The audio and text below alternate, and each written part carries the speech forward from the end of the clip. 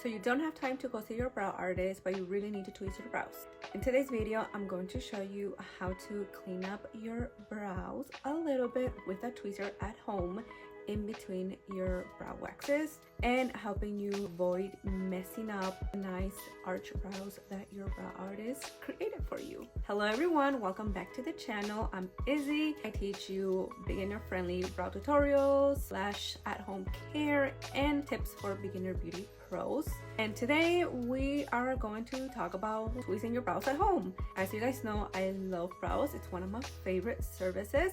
However, one of the things you often hear from a brow artist, even from me, is not tweeze at home, leave them alone.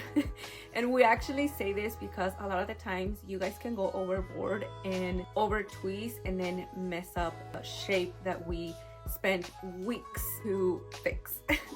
However, I totally understand that life can get in the way, or even if it's trying to save, being on a budget, or maybe your brow artist is out of town. I have left my business for over a month before, so I totally get it. Sometimes you really just need to do something about it, but you want to avoid messing up your brows. So today I'm going to give you my little tip on how you can clean up, keyword, I said clean up, around your brows without messing up your shape, so that you don't have to start over with your brows. All right, so let's get started. For today's little brow tutorial, all we need is a tweezer of your choice, and you can also use a brow pencil if you need. It might help you a little bit with outlining the little line where we are going to tweeze, but really a tweezer of your choice is what we need. A little pro tip, I do highly recommend picking a tweezer that actually does work. This will minimize the feeling of that tweezing that some people don't really like. Some of you don't like that feeling. It's a lot less painful. My tweezer of choice is Brow Code at the moment. This is what I currently love to use at the Salon suite. They have the angle one, and they also have this one, which is their pointy tweezer. I love this tweezer. It helps speed up the process. By having a really nice tweezer, you will always speed up your brow process. It's also very easy to bend. Like, some tweezers are very stiff, and as someone who had some pain in my wrist from doing a lot of eyelash extensions, I'm very careful on the type of tools that I use for tweezers for clients and even at home. So we're going to start with a good brow tweezer. Okay, so for today's eyebrow tutorial, I'm going to only do one eyebrow just to kind of show you the difference. If you get brow services done, and if you have a brow tint or a hybrid tint, the tinting that your brow artist leaves for you is actually going to guide you on where to tweeze.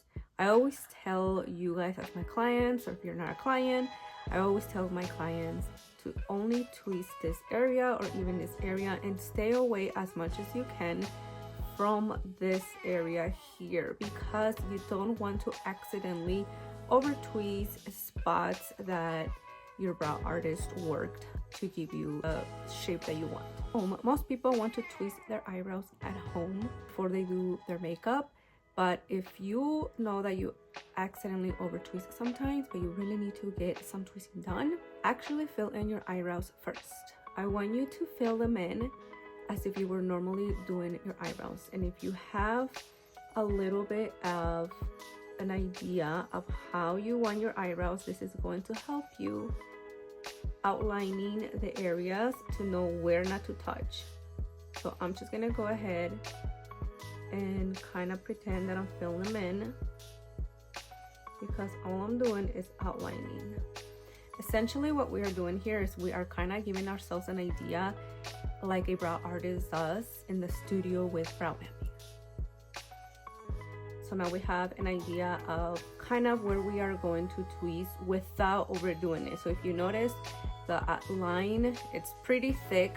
This is good. We'd rather have less tweezing than too much tweezing, because then we have to wait for all of it to let it grow back out. And then we're gonna go in with my tweezer.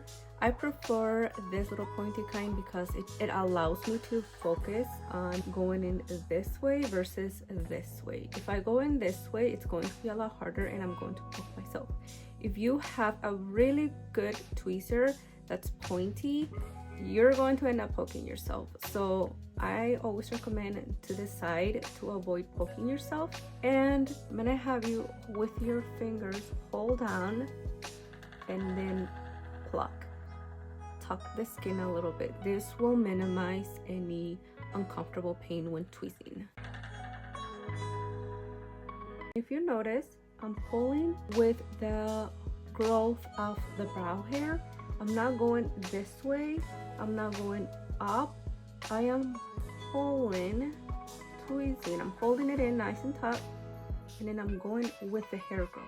This is actually to help your brow hair cycle, to avoid potentially causing that follicle to start growing the hair on the opposite direction. And I'm just gonna gently tweeze.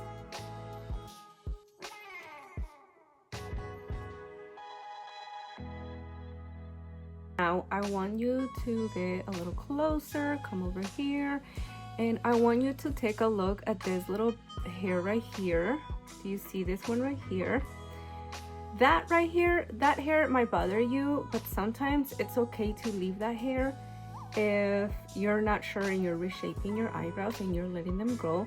These are the baby hairs that annoy me sometimes, but I have to explain to clients about them because sometimes we have to leave them in if there's a lot of spots missing in here to help it grow back. Otherwise, you don't realize that you're overly plucking. In this case, because I am my own brow artist and everything, and this is the line where I would typically fill in my eyebrows, I can go ahead and pluck this little baby hair. I wouldn't do anything more than that if you usually have a brow artist that's working on your brows. Now for the top, you can see the spots that need to be plucked, and I'm just gonna do it very gentle.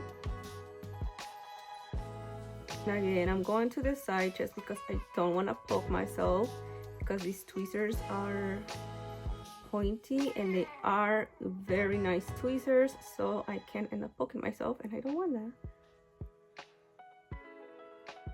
And if you notice, I'm still plucking again with the direction of the brow hair growth, meaning if it's growing that way, we're going to pluck that way. And then I'm going to go ahead and do the same in here. Again, this is just a little cleanup. I don't want to do too much. I want to wax my brows instead. Now, if you actually want to fully tweeze your eyebrow, as you can wax for whatever reason, then I would recommend a tweezer that's more of an angle, something like this. But this one, I highly recommend it for like ingrown hairs even, but the angle one, that one will help you grab a lot more and you can go a lot faster because you will avoid poking your skin. It will help you pull more than one brow hair at once if you're trying to actually just create a shape with only the tweezer. Okay, and here's a little close-up final result. You can see it's just a little cleanup tweezing. Okay, I'm gonna go ahead and finish real quick, fill in my eyebrow super quick with the Gimme Brow. If you want to see a tutorial on how I quickly fill in my eyebrows, a little more step by step,